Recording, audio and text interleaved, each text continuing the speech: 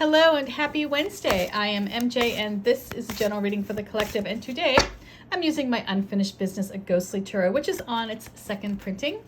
All right, let's dive in here and see what these spirits have to say. What energies are going to come through? What spirits are going to make themselves known as we look at the influencing energy, who's whispering in our ear. Then we'll take a look at the situation. Then we'll open up the door to the uninvited house guest or house ghost and see what they bring to this party. How does their energy contribute to the situation? And then we'll wrap it all up with some words of advice here. All right, let me give a nice, good, clear shuffle.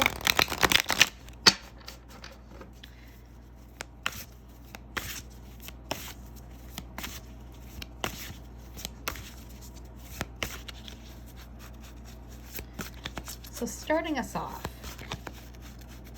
we have Mari, the Two of Swords. Mari was so afraid to leave her house. She just couldn't risk it. She didn't know what was out there. You know, there was this great unknown to the outside world, and she ended up staying in her home and just meeting a very sad and lonely end. So here we have this energy of the Two of Swords. When we're in this energy of the Two of Swords, we're feeling blocked, right? We don't want to express ourselves. We don't want to invite anybody into our world. We want to stay closed off. And you know, this can be a very protective energy. If you're feeling uncertain about things, if you're feeling a little unsettled, maybe there's some drama going around you. And we'll see what the situation is that's coming up. But when we're in this energy of the Two of Swords, we're not very much inclined to put ourselves out there, to express ourselves, or to share, you know, our feelings, or to share any information either, right? We're kind of keeping things at bay. So we're not receiving information. We're operating from a very limited view, and at the same time we're not too inclined to offer any information as well. So let's see what the situation here is.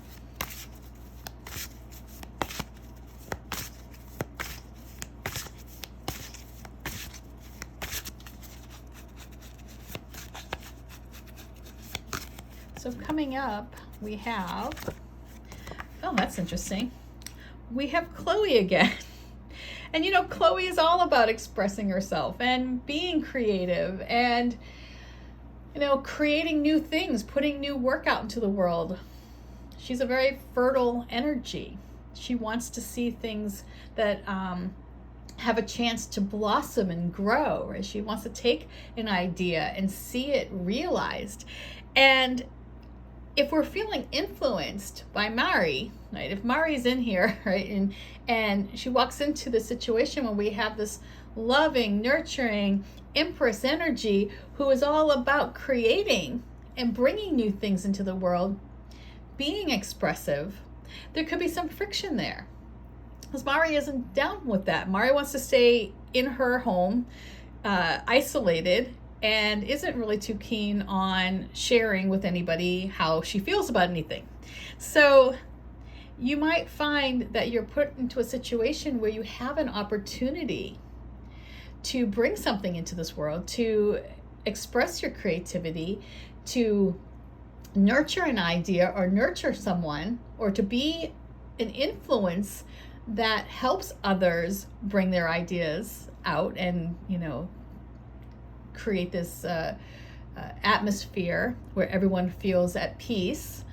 But there's this part of you that's feeling influenced by the Two of Swords, and that can kind of keep you feeling a little bit more reserved. You have this great opportunity to show your work, to put your heart on your sleeve, you know, maybe if you're a creative.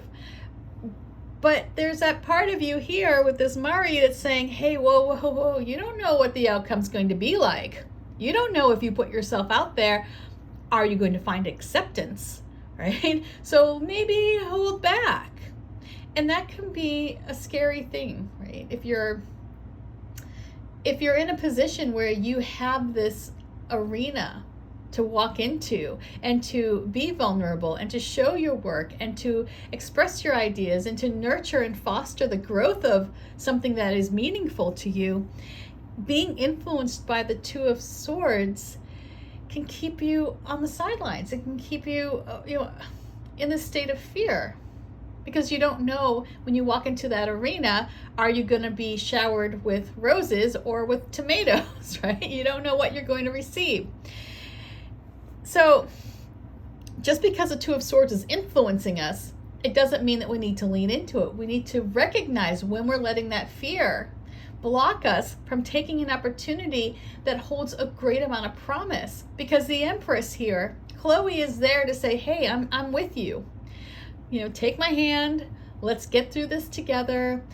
She is going to help you take whatever idea that you have, whatever you want to plant and see it grow. She's there to help you nurture it. So let's see who's showing up here as the uninvited house guest.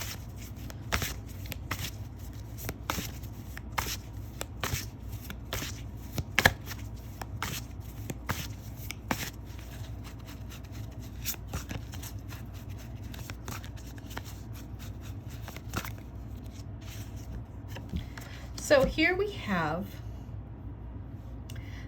the King of Swords, and I can see his name. I'm not sure how I can remember his name. It's like Berland. It's a Norwegian name. I'm sure I just got that wrong. It's hard to remember everyone's name. Some of them stick out more than others, but he's very pragmatic. He's someone who goes into a situation with an understanding that there are risks, and he takes calculated risks. He knows from experience what has worked in the past. He's able to understand with clarity that, there's nothing gained when you stay put, right? He knows that you have to kind of put yourself out there, but he's also not about to, jump into a fire just for the sake of it. So whoever this is, however this energy comes in, this person is there to assure you that when you take that step, you're doing so in a way that makes sense. You're doing it with an understanding of what the possible outcome is. It's not like you're jumping in without any information when the King of Swords is present. He does offer some insights. He does offer also, a chance for stability and to overcome perhaps any fear. He brings with him, a sense of balance. So he understands where you're coming from if you're afraid of taking a risk. But he also challenges you to step up and move into that arena, move into that space where you can create and you can nurture and you can embody that energy of the Empress.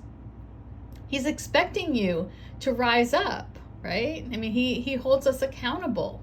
He wants everyone to feel secure in the decisions that they make, but he also expects you to make the decisions that will help you move forward and not keep you back. So let's see what the advice card here is.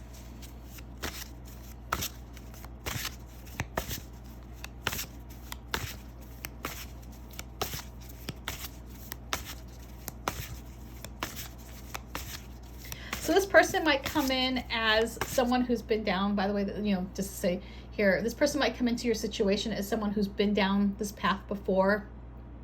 They understand what you're going through. They recognize, how scary it can be, perhaps, to put yourself out there. He's someone, or, this someone possesses a masculine energy that takes control of the situation as well.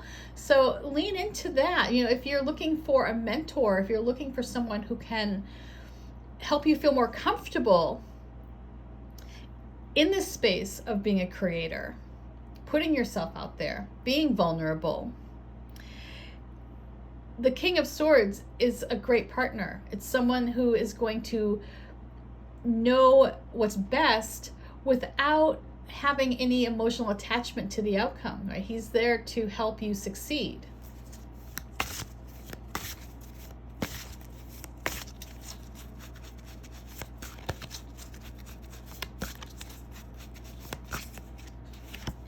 So, oh, here we have the Page of Wands. So here is a risk taker, right? This is, I believe, Ethan, who just enjoys life, right? He gets out there, he tries new things, he's adventurous, right? He's got this energy of he's a young college student who just sees the world as this place to explore and to not feel frightened and to try new things. And even if it is a little bit risky, and of course his end was one where he took a risk that was a little too dangerous.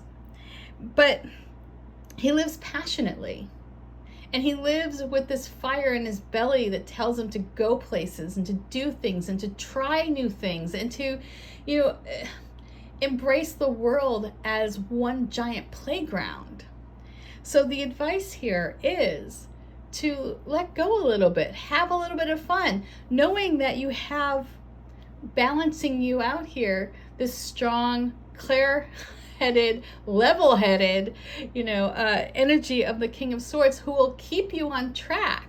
He's not going to let you take a risk that's going to get you into trouble.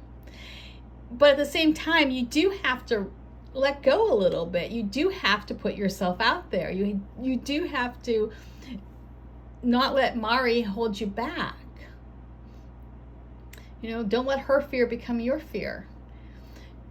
This is about exploring all of these wonderful options that the world holds for you.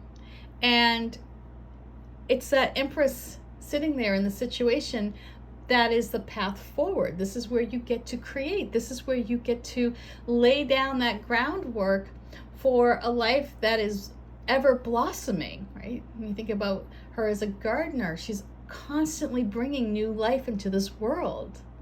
And she's nurturing the life that is surrounding her. She's the ultimate caregiver, while at the same time bringing new opportunities for joy and happiness and for abundance, right? So we want to lean into that Empress energy. We want to feel this loving, nurturing, supportive energy that makes us feel good in the material world as well as in our heart.